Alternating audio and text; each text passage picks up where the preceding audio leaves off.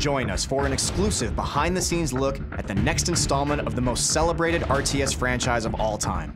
This is Command & Conquer: Beyond the Battle, Part 1. When our community installs the game, they start to play it, our veterans, the people who've been with CNC since '95, when they install the game and they start playing, all I really want from them is to go, holy crap, this is Command & Conquer. This feels like a Command & Conquer, a classic Command & Conquer game. It feels like Generals. So the core concepts in the original Command & Conquer RTS games were really about building a base, defending that base, and building an assault army that you could go attack the other base. First thing we said is we need to kind of wash the stain of CNC4 away. And to do that, you really have to get back to your roots, to get back to what it was that made your fans in the first place. Well, to me, the roots of Command & Conquer are always about base building that doesn't feel like a chore, harvesting that doesn't require your full attention, and a focus on fast action and lots of viable strategies in the actual combat. Going back to upgrades and abilities that matter, player powers that feel visceral, and then at the same time, super weapons, commando units are back, and then we're adding a couple new flavors in there like caster units that we haven't exposed yet to the public. Well, we're all big Generals fans here, obviously. Looking at the old Generals, there's so many great ideas, so many great mechanics that they built in, so we were lucky to be able to cherry pick the ones we like the best. Now choosing the General is a big part of the game, just as important as choosing the faction you wanted to play. Now, it's like having hundreds of factions, let alone just 3.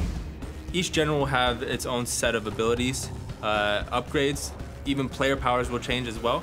Also, units will be dynamically taken out and different ones will be put in based off of what that niche of the general is. The new generals that we're adding to the armies are really going to keep the gameplay fresh, right? It should make the game fun, enjoyable, and interesting for years to come.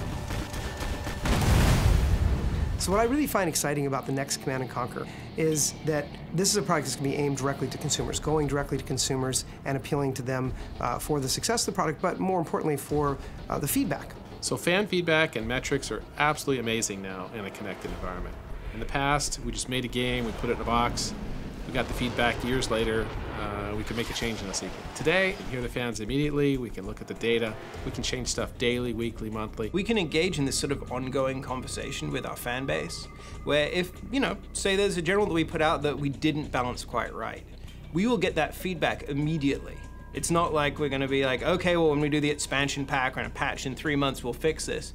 It's gonna be one of those things where we kind of grow together, and that's what we want to kind of breed. It's a live product, and we want to make sure that the community at the core is part of that rendition of making this game better.